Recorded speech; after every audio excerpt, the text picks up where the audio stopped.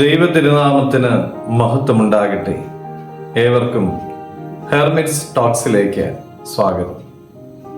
ഇത് ഹെർമിറ്റ്സ് ടോക്സിന്റെ 939 ദിവസം. ഇന്നത്തെ പ്രഭാത ചിന്ത സദൃശ്യവാക്യങ്ങൾ 3-ാം അധ്യായം 6-ാമത്തെ തിരുവചനമാണ്. നിന്റെ എല്ലാ വഴികളിലും അവനെ നനച്ചുകൊള്ളുക, അവൻ നിന്റെ പാതകളെ നേരെയാക്കും. ആത്മീയമായി ചിന്തിക്കുമ്പോൾ ജീവിതത്തിൽ നാം നേരിടുന്ന വെല്ലുവിളികളിൽ ഒന്നാണ് ദൈവത്തിൽ പൂർണ്ണമായും ആശ്രയിക്കുവാനായിട്ട് സാധിക്കുന്നില്ല എന്നുള്ളത്. പലപ്പോഴും നമ്മുടെ ബുദ്ധിയിലും പരിചയത്തിലും കഴിവിലുമൊക്കെ നമ്മൾ ആശ്രയം വയ്ക്കുന്നു. GPS സംവിധാനം കണ്ടുപിടിക്കുന്നതിന് മുമ്പ് മുൻപരിചയമില്ലാത്ത ഒരിടത്തേക്ക് നാം യാത്ര ചെയ്യുമ്പോൾ പല സ്ഥലങ്ങളിലും പല പ്രാവശ്യം നിർത്തി നമ്മൾ വഴി ചോദിക്കാറുണ്ട്. എന്നാൽ GPS സംവിധാനം വന്നപ്പോൾ നാം പൂർണ്ണമായിട്ടും അതിനെ ആശ്രയിക്കുവാൻ തുടങ്ങി.